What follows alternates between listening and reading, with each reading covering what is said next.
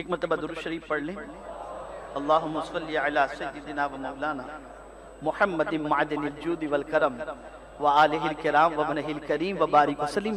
और अब जो बात अर्ज कर रहा हूं ना, ये रोजमर्रा की आपकी जिंदगी में आपके साथ पेश आने वाली चीज है। इसमें आपको क्या करना है?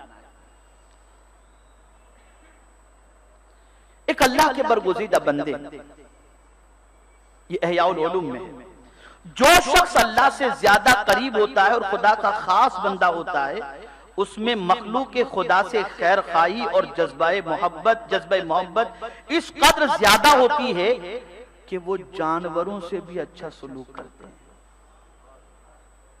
मखलूक है ना अल्लाह की। अब सुनिए, एक बुजुर्ग के बारे में आता है कि उनके घर में चूहों की कसरत थी। उनके घर में चूहों की कसरत हो गई और घर के सामान को चूहे नुकसान पहुंचाने लगे। तो कुछ लोगों ने ये उनको मशवरा दिया कि आप एक बिल्ली पाल लें, इससे सारे चूहे या तो भाग जाएंगे या फिर बिल्ली उसे अपनी ग़िज़ा बना लेगी। कोई गलत मशवरा था? भाई आप जवाब देना, समझ रहे ना मेरी बात? उसने गलत मशवरा दिया, सही मशवरा दिया ना? लेकिन सोच देखो, अल्लाह वालों की सोच देखो। मशवरा देने वाले ने जब मशवरा दिया तो अब बुजुर्ग क्या फरमाते हैं?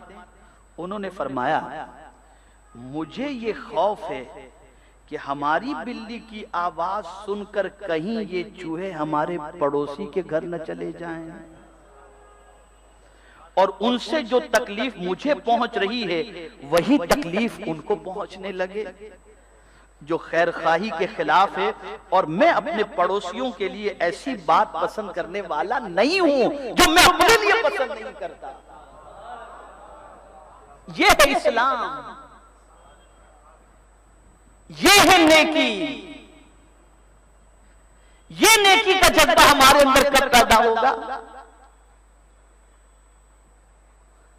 हम तो कचरा भी अपने घर का पड़ोसी के दरवाजे पर रख देते हैं ताकि हम राहत से रहे, पड़ोसी चाहे उसको जितनी भी तकलीफ पहुंचे। जब सोच इतनी परागंदा हो गई तो एक ज़ाब्ता कुल्लिया है, लोगों को तकलीफ पहुंचाकर तुम राहत में नहीं रह सकते और लोगों को राहत पहुंचाकर तुम तकलीफ में नहीं रह सकते। इसे याद रखो, राहत दो, राहत मिलेगी।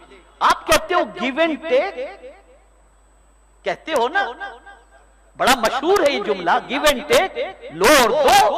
आप तकलीफ दो, राहत चाहो नहीं, राहत देना शुरू करो, अल्लाह आपको भी राहत अता फरमाए। ये ज़हन में रखो, इज्जत दो, इज्जत मिलेगी, राहत दो, राहत मिलेगी।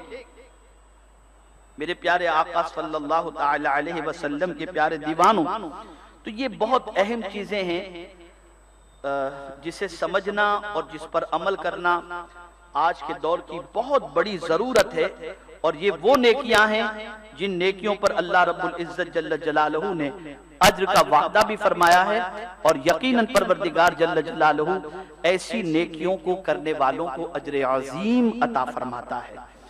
अब आप में से कोई साहब ये कह दें माल नहीं के मदद कर सके, कोई परेशान हाल आता नहीं कि उसकी मदद कर सकें, लेकिन हम चाहते हैं कि हमारी जात से किसी मुसलमान का भला हो। समझ लीजिए हम माजूर हैं, किसी की मदद को नहीं पहुंच सकते,